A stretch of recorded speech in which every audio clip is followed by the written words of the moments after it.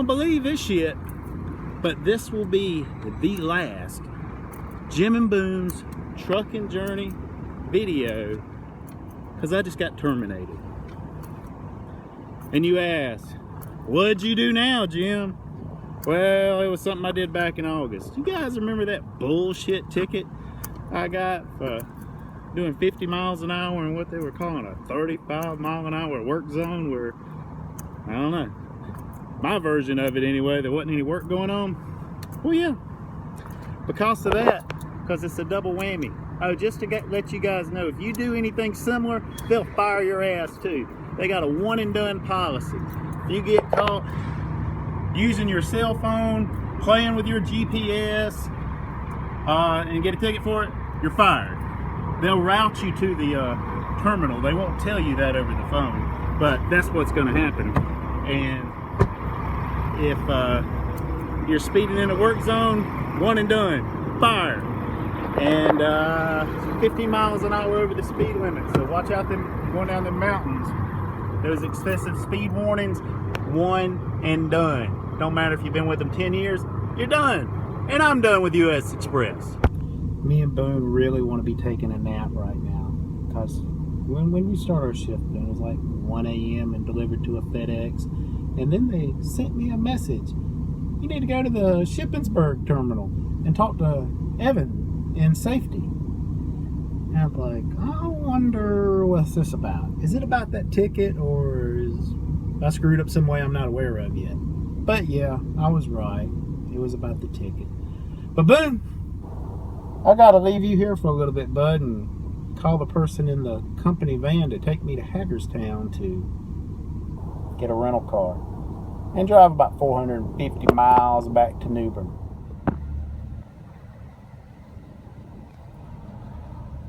I don't even know where to start on the day that I've had. Woo! I tell you guys, my intention was to not talk about US Xpress in a bad manner. Kind of having second thoughts on that, on some of the things I've experienced today. Which, since I'm no longer an employee, I'm terminated. Aiding me in getting a rental car was against company policy. Another policy that's changed recently. And since I didn't have a credit card on me that could be swiped, or an ID in the state of Pennsylvania or Maryland, which are the areas that I'm in, couldn't get a rental car. So to make a long story short, this U-Haul van, bus, truck, the U-Haul, I've got it to get all of my stuff off of here. And, you know, doing a Greyhound wasn't an option because I got Boone. You know, I can't like leave Boone in Shippensburg. But I've got the smallest U-Haul that they have.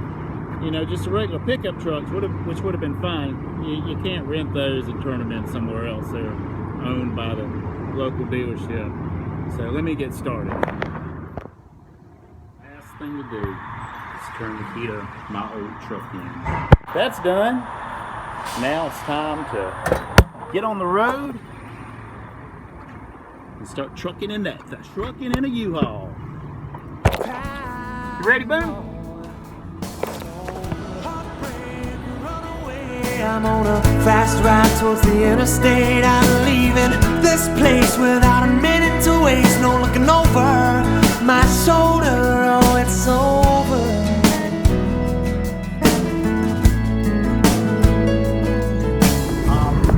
I got something I gotta get off my chest, guys. And I feel you guys deserve it. Now, there may be at least one person that's not gonna like what I'm about to say too much. Now, I was terminated, and it was directly from the safety department, which that's probably usually how most people get terminated. And they're really trying to be safer, and they really need to, which I'll tell you what I mean there.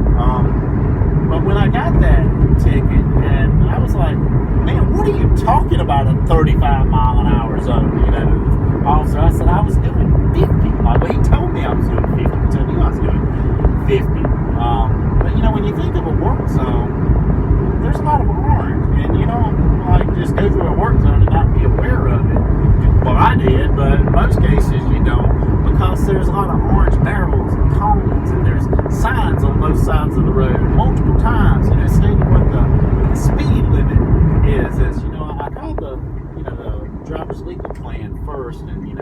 out of state and sent them a copy of the ticket, paid them $100, and then I contacted safety to let them know. I sent them a copy of the ticket, wrote a detailed explanation, and let them know I had legal counsel and I was going to be fighting this and I was going to win.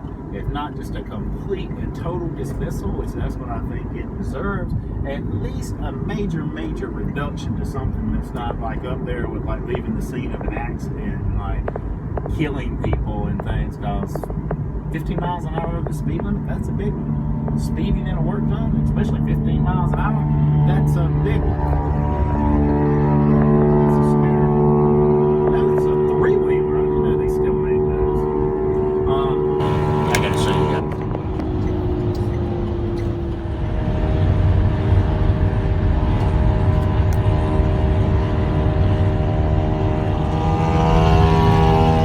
See that one every day. That's about as rare as a 35-mile-an-hour speed limit on an interstate. But anyway, back to the story. So, I contacted safety, all that, but the next week I was in Tunnel Hill getting the BPM, and I was thinking, man, this charge, I mean, it's real bad. I could get terminated for some stuff like that. Let me go talk to safety. And now I talked to the ladies in the corner, the safety department, and they're sweet as pie. I really feel they care about me. They're always so helpful and cheerful. Good stuff, very good hire who hired them, but they suggested you need to talk to this guy's name that I'm getting ready to talk more about. And I left him a whole bunch of messages and emails back in November, and after about 10 times and having other people call him for me, he finally called me back and provided absolutely no help. And I remembered him, so they said, you need to call, let me not say his real name, let's call him Dim McDorkle. So I contacted Dim McDorkle and left him a message, detailed that, hey, I want to talk with you about this because I know this sounds really bad. I gave an explanation of what happened. I had legal counsel. I'm going to be fighting it and everything. But I never heard back from him. Well, Mr. Dim McDorkle this past Friday had a meeting with the safety council, and I don't know who else case they reviewed, but mine was one of them. And based upon that, and I guess also that warning that I got back in November, and whatever else is in my file for the year and 9 months I've been here, they decided to turn my career upside down and terminate. And well, I have tried to contact Mr. Dim McDorkle twice by phone and twice by email. Guess how many responses I've had? 0. Are you going to contact me now, Dim McDorkle? Don't bother. But I've actually got a better idea. If anybody can send this to Max Fuller, which I'd asked 4 people since my Express mobile app was disabled. As soon as they determined I couldn't send the message to Max, and I hear Max wants to hear from drivers, and drivers are the most important part of the company, not the freaking safety department. But I guess he's got, Dim McDorkle's probably got like a degree in art. Probably pretty good at looking at his computer screens, looking at a chart, and running the meeting. But I don't think Dim McDorkle's been out on these highways covering 47 states, delivering all over the place and going through work zones. What Dim McDorkle's doing, I don't think it's working. I'm going to put a link to an article, and I'm sure Dim McDorkle is probably very familiar with this article. It lists the top 3 most dangerous trucking companies in America. And they give, a lot of stats in this article with, how many accidents, caused by the drivers driving for, and they mentioned 3 companies. Anybody want to guess who number 1 is? It's Werner. You guys thought it was going to be Swift, though, didn't you? You were almost right. They're number 2. But bringing up the rear of the 3 most dangerous trucking companies in America is, well, I don't have to say it. You guys already know who it is. Look at the article. It's there. Now, I know probably 3 months from now, I'm going to get a call from a recruiter saying, hey, we know we chick-canned you, but would you like to reapply to US Xpress? And my answer is going to be, hell no. I do not want to reapply unless Jim Adorable is toast and he's in the unemployment line, he is no longer here, I'll consider it only if Jim Adorable is toast. Because I don't think he's good at what he does. I think drivers in situations, it's talking about your freaking career here, how you provide for your family, deserve at least a reply, an email reply, a phone call reply, freaking SATCOM message, or something, not to be ignored. That is not how you treat people, Dim McDorkle. It's just not. Or maybe it is where you come from, and I come from a different place, but I think people deserve a certain level of respect. And that's why I'm not going to recommend anybody to ever drive for US Xpress again. There's other options. A lot of smaller companies, not the most dangerous companies in America, would probably be a good start. And for all of you, I know there's been 14 of you I've been paid on, but from the one guys that's come up and talked to me, I don't know, there's probably 50 or 60 people I'm directly responsible for influencing to start a career with US Xpress. I started mine there.